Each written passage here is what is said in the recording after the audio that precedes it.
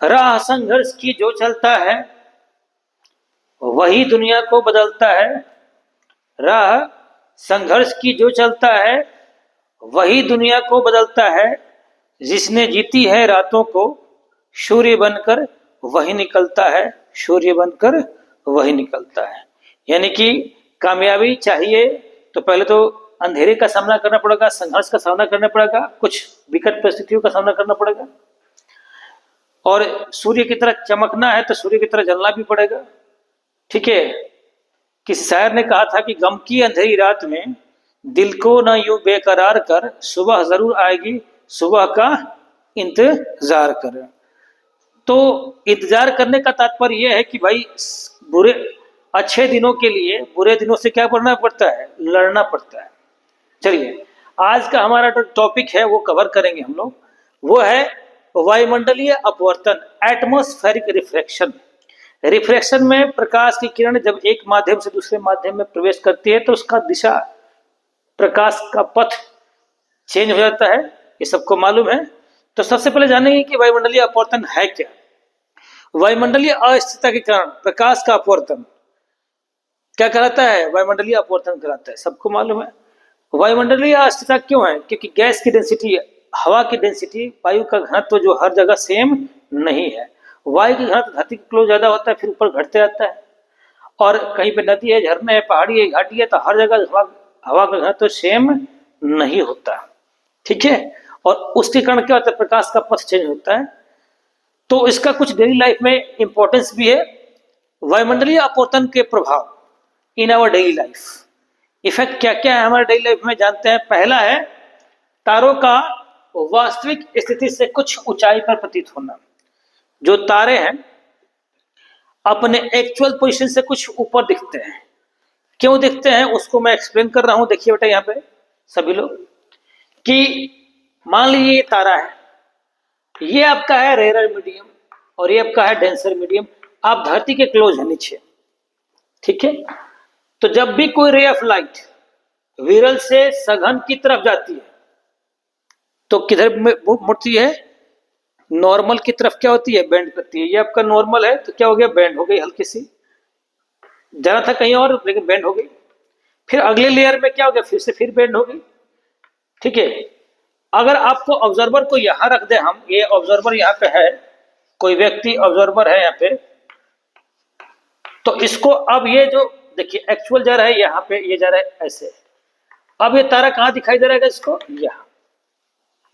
ऐसा क्यों हुआ, ग्रेजुअली डिक्रीजिंग, धीरे धीरे लगातार क्या हो रहा है, ये इधर से जाएंगे तो ऊपर की तरफ एयर की डेंसिटी डिक्रीज कर रही है, लेकिन ऊपर से आएंगे तो क्या हो रही है, इंक्रीज कर रही है। तो रे ऑफ लाइट यानी प्रकाश की किरण किधर की तरफ बेंड कर रही है, अविलंब की तरफ क्या हो रही है, बेंड कर रही है। तो ये इसका एक्सप्लेनेशन हो गया। ठीक है, कि क्यों दिखाई देती है। तो भाई इसका आंसर क्या लिखेंगे, जब प्रकाश की किरण तारों से किधर, पृथ्वी पर, ऑब्जर्वर, ऑब्जर्वर मतलब क्या है, जो ऑब्जर्व कर रहा है या प्रेक्षक कह सकते हैं हिंदी में, की तरफ आता है तो कई बार क्या होता है, वेंड की अविलंब की तरफ मुड़ता है, जिससे कि वास्तविक स्थिति एक्चुअल पोजीशन से, वास्तविक स्थिति जो है कुछ और होती है और दिखाई कहीं और देता है, नहीं ऊंचाई पर कुछ दिखाई देता है। दूसरा है अग्रिम सूर्योदय एंड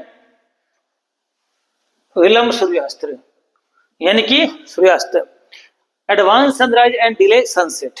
देखिए एक डायग्राम पे तो समझाता हूं। ये है धरती, यहां पे हम खड़े हैं, ये हवा का कई लेयर है, और ऊपर से नीचे की तरफ क्या होगा, इंक्रीज करेगा, डेंसिटी क्या होगी, अपवर्तनांक क्या होगा, बढ़ेगा। मान लीजिए ये होरिजन से नीचे, ये होरिजन जो है ना, ये लाइन स्ट्रेट लाइन होरिजन बोलते हैं इसको, इससे नीचे सूर्य अभी दिखाई नहीं दे रहा था। हम यहाँ खड़े हैं, ऑब्जर्वर खड़ा है यहाँ पे, तो सन यहाँ पे है, यहाँ से प्रकाश की किरण आगे बढ़ी, और ये आपका पहला लेयर है, ये आपका नॉर्मल है। तो जब भी कोई प्रकाश की किरण किससे, विरल से सघन में जाएगी तो क्या होगा, अविलंब की तरफ मुड़ेगी। अविलंब की तरफ क्या होगी, थोड़ी सी मुड़े, जाना था सीधा इधर लेकिन मुड़ गई। फिर अगले लेयर में क्या हो गया जी, फिर अविलंब की तरफ क्या हो गई, मुड़ गई। और इसी का इफेक्ट क्या दिखाई दे रहा है आपको, यहाँ दिखाई दे रहा है।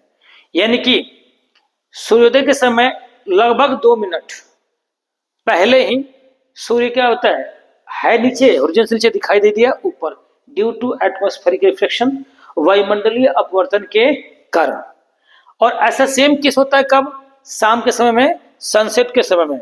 सनसेट हो चुका है फिर भी आपको सन होरिजन से ऊपर दिखाई देता है, तो 2 मिनट उधर भी होता है। तो इस तरह से 2 मिनट और 2 मिनट कितना? 4 मिनट। दिन का लेंथ, दिन की लंबाई कितनी? 4 मिनट बढ़ जाती है। इसको हम कहते हैं एडवांस सनराइज, पहले हो गया सनराइज, और लेट सनसेट। ठीक है, ये डिले सनसेट। तो 4 मिनट दिन का लेंथ, दिन की लंबाई क्या हो जाती है? बढ़ जाती है। ये किसके कारण होता है जी? वायुमंडलीय अपवर्तन के कारण होता है। तीसरा है तारों का टिमटिमाना, twinkling of stars. Twinkle twinkle little star, how I wonder what you are, up above the world so high, like a diamond in the sky. Twinkle twinkle तो कहते क्या? तो क्वेश्चन मेरा ये है कि do the star really twinkles, क्या तारे सच में टिमटिमाते हैं? नहीं। उत्तर क्या है? नहीं। दिखते हैं, अपीयर होते हैं। ऐसा क्यों होता है तारों का टिमटिमाना? मैं समझाता हूं। ये आपका अलग अलग लेयर है। यहां पे स्टार है, यहां से रे अपना लाइट जब चलेगी तो क्या होगा? बेंड टुवर्ड द नॉर्मल, इधर आएगी। और हवा का जो घनत्व है हर जगह सेम नहीं है। तो जो ऑब्जॉर्बर है नीचे, जो ऑब्जॉर्बर आपको खड़ा है यहाँ पे, ठीक है, तो कई बार मल्टीपल क्या होगा? अलग अलग लेयर है तो मल्टीपल क्या होगा? अपवर्तन होगा, रिफ्लेक्शन होगा। और हवा का ड्यू टू एयर स्पीड कुछ फ्लिकरिंग भी करती है। ठीक है, तो इस अलग अलग डेंसिटी के कारण कई बार मल्टीपल रिफ्लेक्शन होता है, तो फ्लिकरिंग इफेक्ट होती है। क्या होता है? टिमटिमाना के जिसको कहते हैं। तो कभी ब्राइट कभी डल, कभी ब्राइट कभी डल दिखाई देता है। इस तरह से तारे क्या होते हैं? टिमटिमाते दिखाई देते हैं। ठीक है, ये अर्थ से अगर हम स्पेस में जाएंगे तो भाई टिमटिमाना दिखाई नहीं देता। हम जाएंगे जहां पे एयर ना हो तो क्या होगा? टिमटिमाएगा ही नहीं। और एक और खास बात, एक क्वेश्चन पूछता है कि अर्थ जो है नीली ग्रह है, पिछले वीडियो में था, कहां से? एटमॉस्फेयर ऑफ द अर्थ से। लेकिन स्पेस से क्या दिखाई देता है भाई?